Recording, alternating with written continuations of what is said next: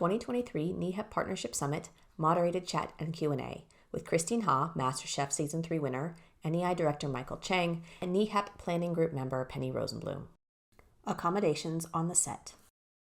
As somebody else who has a visual impairment and is always, kind of figuring out, well, what are appropriate accommodations? What can I ask for to still be equitable, so people don't think I'm getting extra help, but that I'm having an equal playing field.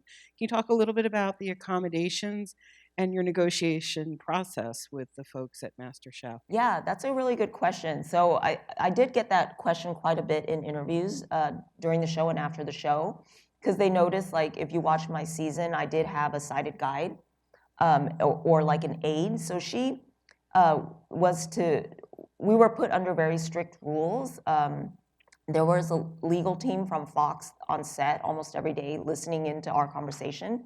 So they wanted to level the playing field, but not give me an advantage. So the rules were she wasn't allowed to touch my food, taste my food. She was just an extension of me, meaning if I needed something from the pantry, like a mixer, I could ask her to go get me a mixer, but that means essentially that's like me running to the pantry. So I have to step back from my station and not touch anything. Even if the food was on fire, it's as if I were in the pantry looking for a mixer. So I had to just, not touch anything. I couldn't ask her things specifically like, oh, does this piece of steak look done? I would have to ask what color is this steak? Is it red, pink, brown, black?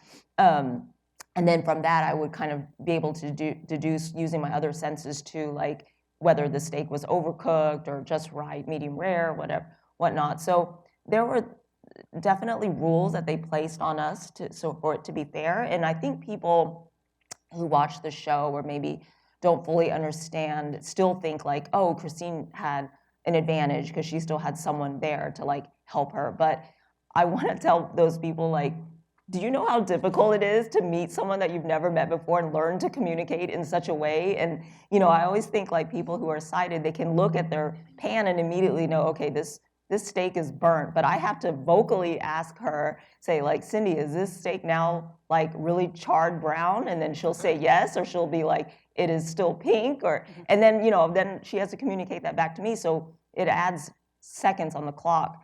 So to me, I think but I never wanted to have be considered I had a leg up or an advantage. So I do believe in leveling the playing field in life, but I think for me it was I felt like I had to fight for things 100, 200, 300% just to get to feel like I was on their same playing field. So I think being someone who's visually impaired in the competition, it still felt like a disadvantage, but I appreciated that the producers provided me different kitchen gadgets and things that would help me cook on the same level as the rest of the sighted folks. National Eye Institute, National Eye Health Education Program, www.nei.nih.gov/NEHEP.